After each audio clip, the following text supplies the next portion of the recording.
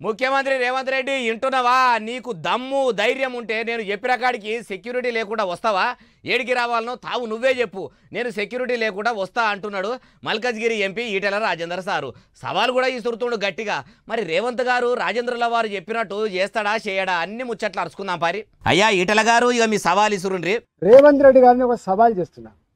నీకు నిజంగా దమ్మున్నోడివైతే, ధైర్యం ఉన్నోడివైతే మీరు నేను కలిసి ఇద్దరం వితౌట్ సెక్యూరిటీ మూసీ పరివాహక ప్రాంతంలో ఇవాళ ఏ ఇళ్ళు అయితే నువ్వు కొలగొట్టబోతున్నావు, ఏ ఇళ్ళకైతే నువ్వు నోటీస్ చేసే ప్రయత్నం చేస్తున్నావు, అక్కడి మనం పోదాం. చైతన్యపూరికి వస్తావా, కొత్తపేటకు వస్తావా, ఉప్పల్ రామంతాపూర్కి వస్తావా అంటున్నాడు.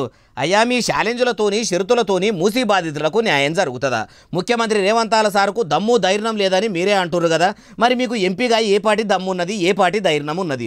దేశాన్ని ఏలుతున్న బీజేపీలో మీరే ఉండరు కదా. నిజంగా మీకు కూడా దమ్ము ధైర్యం ఉంటే మీది నిజంగా పేదల కోసమే భారతదేశంలో కొలువు తీరిన సర్కారే అయితే మీరు కూడా బాధితుల గురించి ఇట్లా ప్రెస్ మీట్లు పెట్టుకుంటా పొద్దుగడుపుడో కేంద్ర మంత్రి కిషన్ రెడ్డి సారు సుట్టపు సూపుగా అట్లా పోయి ఇట్లా వచ్చుడో కాదు. నిల్వనీడ లేకుండా అయితున్నోళ్లకు సెంట్రల్ సర్కార్ నుంచి నిధులు తెచ్చి నిల్వనీడ చేయండి.